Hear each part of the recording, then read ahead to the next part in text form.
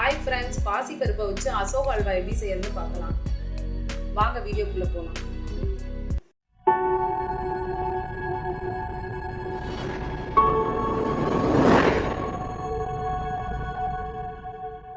அதுக்கு தேவையான பொருட்கள் பார்க்கலாம். பாசி பருப்பு 4 கப் 2 மணி நேரம் ஊற வச்சிருக்கோம்.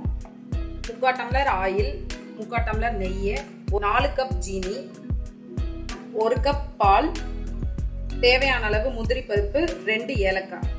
அவ்வளோதான் ஃப்ரெண்ட்ஸ். வாங்க எப்படி செய்யறதுன்னு ஆல்ரெடி ஊற வச்ச பாசி பருப்பை நல்லா மிக்சியில் அரைச்சி எடுத்துட்டு உங்களுக்கு காமிக்கிறேன். இந்த மாதிரி அரைச்சி எடுத்துக்கணும்.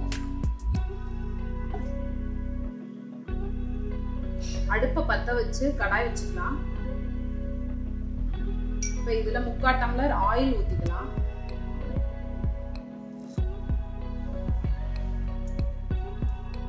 வச்சிருக்க பாசி பருப்பை இதில் சேர்த்துக்கலாம்.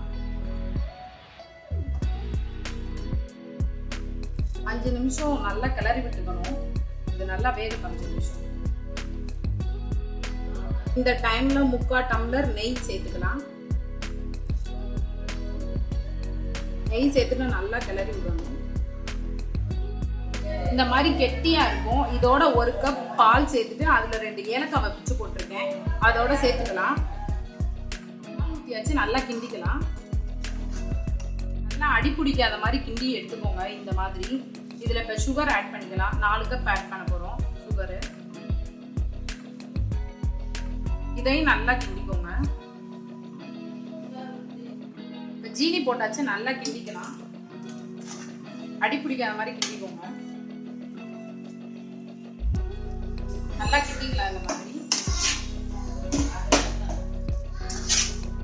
நம்ம அல்வா ரெடி ஆயிடுச்சு. இதோட வந்துட்டு முந்திரி பருப்பை மட்டும் தாளிச்சு கொட்டிக்கலாம்.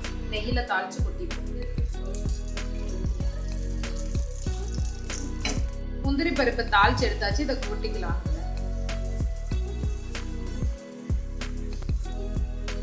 பிளேட்டுக்கு மாத்திட்டு உங்கள்கிட்ட காமிக்கிறேன்.